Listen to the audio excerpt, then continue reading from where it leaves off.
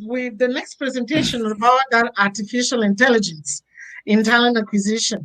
Ça, c'est vraiment juste pour vous permettre d'avoir une petite idée de quoi on parle, parce que vous n'êtes peut-être pas au courant de combien la technologie est en train d'être utilisée pour le recrutement. Éliminer les gens acceptés, même pour sélectionner les CV, recevoir les CV, ainsi de suite. Et c'est quelque chose qui est vraiment crucial à devoir savoir. Et Jonathan, c'est vraiment une personne très importante. C'est un ancien directeur à Workopolis. Maintenant, il est directeur à Careerleaf. Et c'est lui qui va vous faire la présentation sur justement cette question de l'utilisation de l'intelligence artificielle aujourd'hui dans le processus de recrutement. The floor is yours, Jonathan. Merci beaucoup. Thank you all for having me here today. I'm really excited to be a part of this exciting event. We've been longtime partners and friends with Connecture, and I owe very much to Madame Handy. So thank you so much. So let's dig in. Today, we're going to be talking about an introduction to artificial intelligence and talent acquisition. And my goal really at the end of this is to have everyone on the call be more aware of all the different facets of artificial intelligence that are available within the talent acquisition space, and to be able to approach those from a more knowledgeable standpoint. So let me begin. First off, a little bit about me. I've been working in the talent acquisition sector since 2008, consulting before that. And really it all started for me in talent acquisition, probably like many of you. There's not enough time. There are too many resumes. There's a lot of demand. And I was looking for answers in technology. And really in 2008, when I found my first ATS product to help, relieve my team's struggles with volume, it's been an exciting time for me to go on and explore and really be working in this technology, first from a consumer standpoint as a customer, then as a provider at Workopolis, and now as a technologist creating that software. So it's been a great journey. If anyone has any questions or wants to connect with me after this event, my LinkedIn profile, Jonathan Page profile, I'm pretty easy to find there. A little bit about Careerleaf. What we do is we provide software as a service job board solutions, and we've been in existence for coming up on our 11th anniversary, and we're really excited to be expanding our product offering well beyond just sort of what one might consider a standard job board.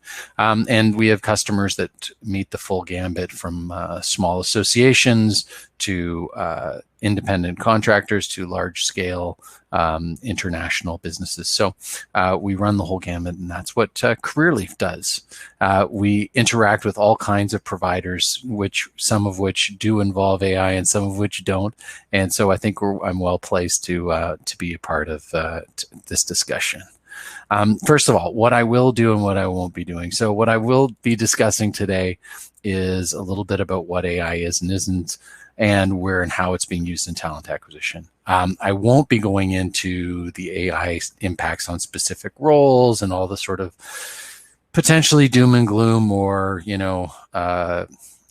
change issues that are going to be caused by AI on the job market per se. I'm focusing on talent acquisition, so hope you won't mind too much about that. Okay, so first of all, let's dive into a little bit about what AI is. And what we'll see here is really humans have abilities to learn, to perceive, and to solve problems. And so when machines are taught to do that or built to do that, it's considered artificial intelligence. And when you talk about artificial intelligence, you can actually be speaking about a lot of different things. And in fact, I can guarantee that most of the people at this event have probably helped to teach AI at one point, and I'll get to that in a second. So some of the different terminology you hear is natural language processing, or NLP, which simply means that the computer is taught to understand language in terms of synonyms and being able to recognize meaning versus literal literal statements. And this is difficult and complex and something human beings take for granted, especially bilingual individuals, but it's not easy at all, and it's taken many years for machines to get the processing power to be able to do this. Next is vision. So being able to have computers to recognize images has really been a challenge. And where I said all of you have helped teach machines, if you've ever had a Google reCAPTCHA ask you to point to all the signs or bridges or cars or lights in a little matrices, you've actually been teaching AI to differentiate in a picture, which images have those things in them. So you've been teaching a machine. So part of that teaching is this idea of machine learning. So what you see here in terms of machine learning and deep learning, these are two constructs by which programmers set up an AI program, and either they teach it item by item, much like with those reCAPTCHAs, or deep learning is where they actually program the intelligence to actually look for its own ideas, so to speak, or own facets within data. Both end up teaching the computer to recognize patterns or to be able to complete complex tasks without supervision. And the last is big data. And really what big data means is that data, especially online, is being collected everywhere all the time. And having so much data is really crucial to AI, because without large data sets, it's impossible for the machines to learn. Okay, dangers and cautions. So essentially, what I want to point out to before we dive into all the uses that are coming up right now in talent acquisition and recruiting is that just some things to keep in mind as we go forward. So first off, while a lot of ideas around using AI are, to try to dispel or remove bias from systems, solving problems with, employment for immigrants like Judith Shari was just speaking about, those kinds of challenges we want to remove from the system, and AI as potential. However, we also want to understand that the bias can kind of go both ways. So some of the things that are going on here is that when we have a machine that's been trained or taught itself, really the programmers even themselves don't know how the system has learned what it's learned. I'll give you a funny example. A friend of mine was building golf simulators, and the golf simulator was, 3 meters across by 2 meters across. And they had to put it into a custom space, and they needed to increase the size by 1/3. And they said to him, okay, so can you reprogram it so that it works at this size? And he said, well, I can't. I have to teach it again. And it took 3 months for us to teach the computer that the screen area was this size, and we'll have to do that again. And it's because the programmer, my friend, had no idea how it learned what it learned. It just gave him the conditions to learn. So because it's a black box, we have to be careful about who introduces biases into the system. So we can have a programming team that introduces bias, or even the data sets themselves. If you think about needing several thousand or even tens of thousands or hundreds of thousands of data points, if you're especially thinking about, let's say, someone who is looking for successful candidates in a pool, well, are those candidates themselves part of have bias in their selection process because they were hired on old methodology? This lack of transparency should be considered and kept in mind. If the AI, even the best AI, if it's taught with garbage, will produce garbage. And then also, the last thing I wanted to point out is a lot of the tracking that goes online has built into it the assumption of single users on single devices. So if you share devices or have those kinds of experience at your domicile where multiple people are using the same computers, you may end up where your profile is not exactly correct. And if you're basing hiring decisions on these profiles, there's some caution that should be taken in that regard as well. So how spread right now is AI in the marketplace, in the talent acquisition marketplace? It's hard to gauge, but I will say this: I've looked at a number of different realms of TA areas, and in each one, I found at least a half dozen competitors in each of the areas I'm going to discuss today. So, and of those 6, I'm sure there are double or triple the numbers in the marketplace that are less well known or less reputable. So there is a ton of opportunity to bring AI into your recruiting process, and it's out there. However, how widespread this adoption is unclear. Until some of the really massive platforms out there like Taleo and Oracle are involved in this more thoroughly, I don't think it's really as widespread as it maybe appears at this point. That being said, flying under the radar, there is a lot going on. So just be aware, pay attention, and see what you can see. I will say at this point as well that there is also a lot of talk in the marketplace about using AI, even for years. I won't name names, but there's some really big job boards who say they've been using, AI matching technology for 5 or 6 years, and it's really probably not true.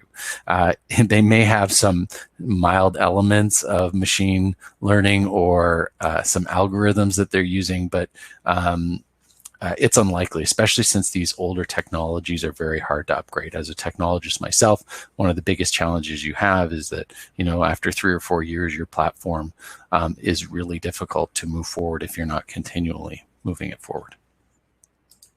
Okay, so what I'm going to cover today is the basic areas. And so as you can see in this diagram, we've got sourcing, recruiting, marketing, job descriptions, job search, analytics, the interview process, assessments, screening. All of these areas are touched right now in the marketplace with vendors who will support this with artificial intelligence. The relationship between the different areas, machine learning, NLP, computer vision, are not necessarily as one-to-one as it appears here. But as a whole, all of these different elements of artificial intelligence are really being brought to market in each one of these realms. And so if you're touched by any of these elements of the talent acquisition cycle, then you have potential to use AI to help you achieve your goals.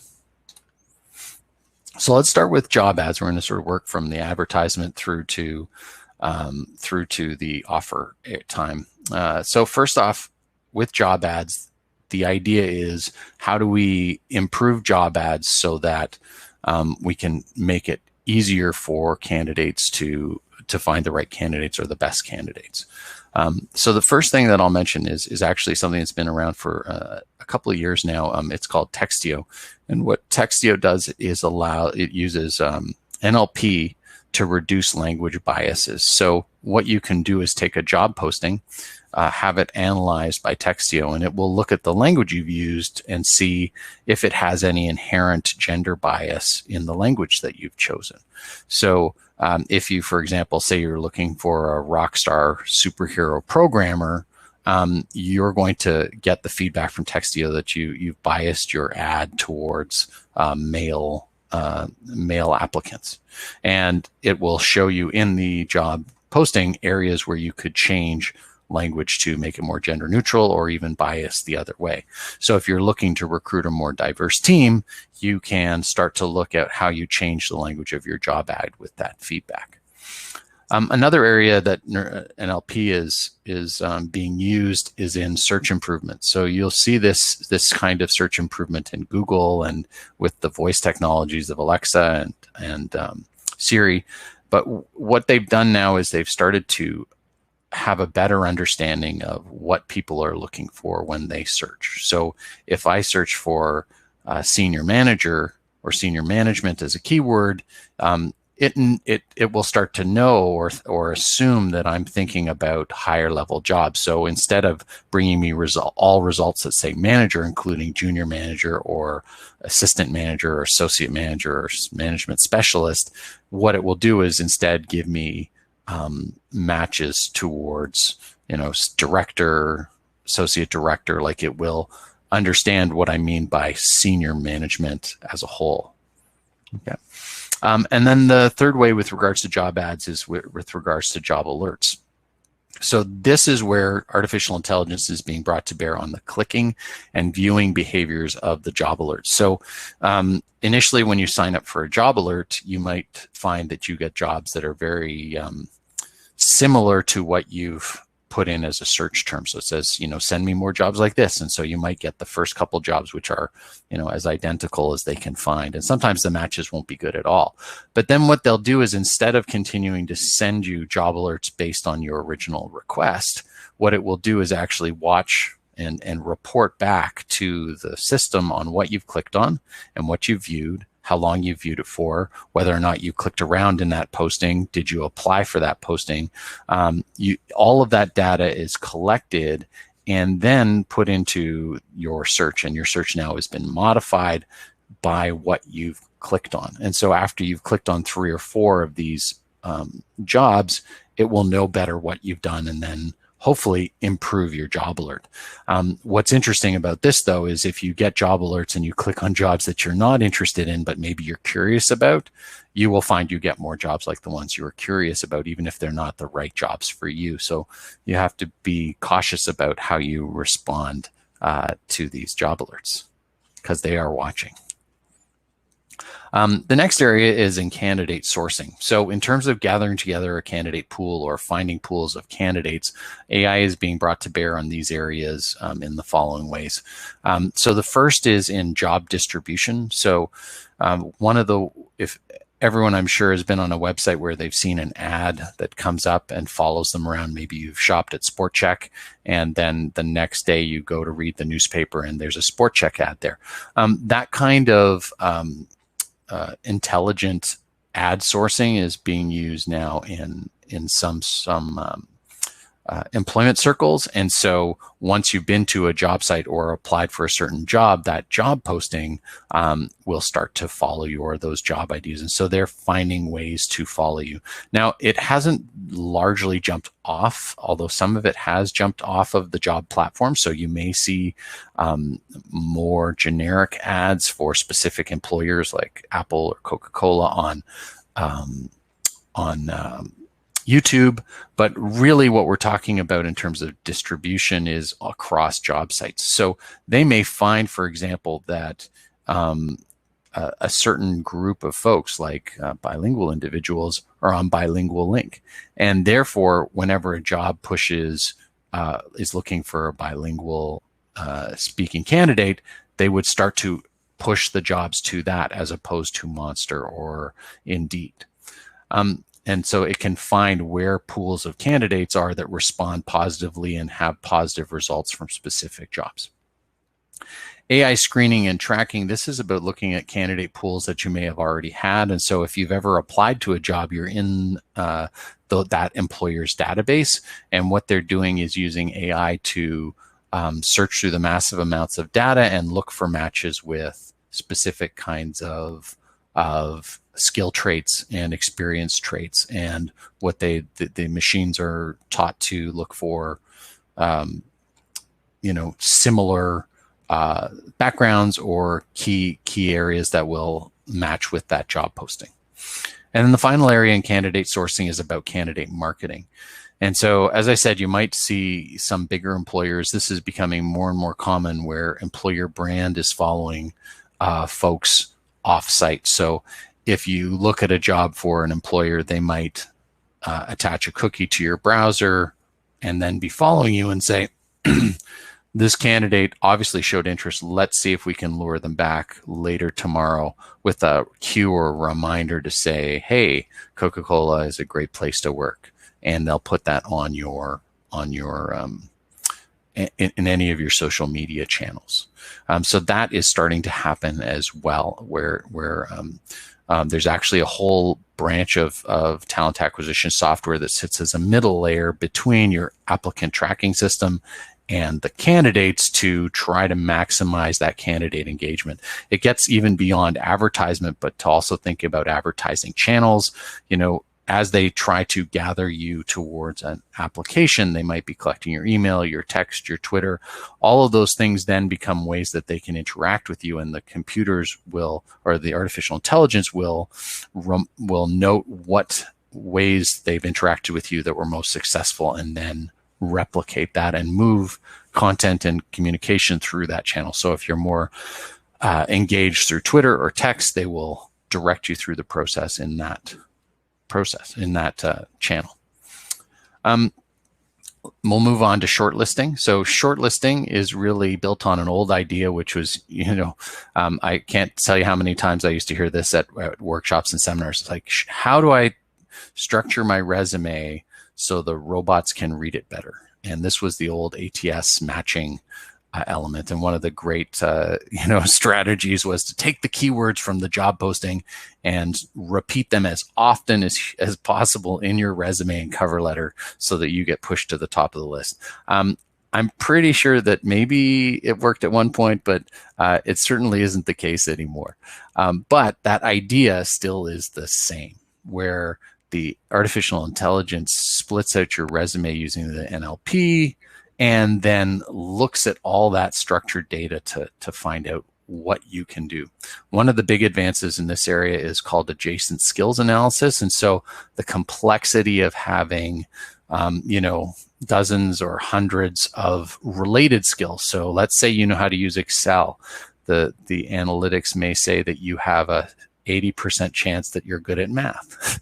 And then if you're also good at math, maybe you have a 20% that you're good at budgeting. And they can find these correlations and then pull resumes or shortlist resumes based on adjacent skills that are relevant to a particular job. Now, what I'll point out back to our cautions is all of this is fundamentally built on the idea that the employer understands the job that they're looking to fill and what skills are actually required, which, as I'm sure, at least in my experience, is not always the case. It's often very difficult to understand what makes someone successful at a job. And so this is where, the gap may exist. Okay, the next area is in candidate screening, and this is one that I think recruiters are really excited about because it's a huge time saver. Just the idea of being able to schedule and have candidates present themselves in a time-effective way can save, depending on what the recruiter is doing, several hours to 10 or more hours in a single week with regards to candidate screening. And so again, this is built on the older model of psychographic testing and qualification screening questions that I'm sure you've all experienced at one point or another. But usually the downfall of those areas is that it's usually a long test, 25, 30 minutes, 40 minutes, an hour of psychographic, questionnaires to find out what your personality is like and whatnot. And what they're doing with this kind of screening is moving it into a text-based, like a more interactive experience. So you might interact with a chatbot or get texts back and forth from your phone that slowly tease out the answers to these screening questions. And there's no person on the other end. It's actually all a programmed interaction with, some varying levels of intelligence to direct what questions come next. Because really that's the key, is to try to make it feel like it's interactive. One of the things that's kind of interesting about this is that humans have a natural tendency to want to answer questions. And so by sending you a quick text message with a question, it's actually tapping into a deeper psychological need to connect with people, even though there's no person there. So it's a really effective tool if used well. Okay, then we get into the interviewing process itself. Yep. Yeah, Rose, go ahead. How much longer you need? Just about 3 or 4 minutes. Okay. Yeah, almost done. Okay. Yeah. I So, will also tell the people that will be joining you to the after session. oh, for sure. Yes. Yeah. If you want me to wrap up, I can definitely wrap up. So, interviewing process is very exciting, especially with some like taking this personality idea and going into actual recognition of speech, voice energy, etc. And those tools are coming to market right now. And then the last one is about offering and onboarding, and essentially they're, you know, the typical process of sitting in a room or a classroom for hours and hours on your first day are getting replaced with our artificial intelligence based interactive experiences that might be through text or phone, or through social media interconnections. But basically they are learning about how employees best respond and giving them more of what channels they like to respond to. So the last things I wanted to leave you with were just some few takeaways. Basically, if you're a recruiter, an HR leader, or a candidate, you will see these technologies more and more in all of these areas. I encourage you to challenge and understand both the advantages, which is often easy, but also the consequence of using these tools, and be aware of your web presence. As a user, pay attention to data rights when it comes up politically. I don't think enough of us take data privacy seriously enough, and really, you know, your data is actually fueling all of this learning, and how it's used ultimately, you know, it involves you because it's built from you in a way. So thanks so much. Really appreciate that. I also have a list of articles if anyone's interested in getting into any of this. I'm more than happy to share this with anyone on the chat afterwards. Thank you so much, Rose, for having me. Hopefully that was a good primer into artificial intelligence. Oh yes, I'm sure that I can't wait to have a full session just on this topic, because you know everybody's getting freaked out about it, and so people need to keep understanding a little bit more. And thank you also for agreeing to go to the session, so that if people have questions, they can interact with you there for 15 minutes, and you can be able to answer the question. Thank you so much, Jonathan, for doing this, and I'll see you soon. Indeed. Oh, Okay, you take care and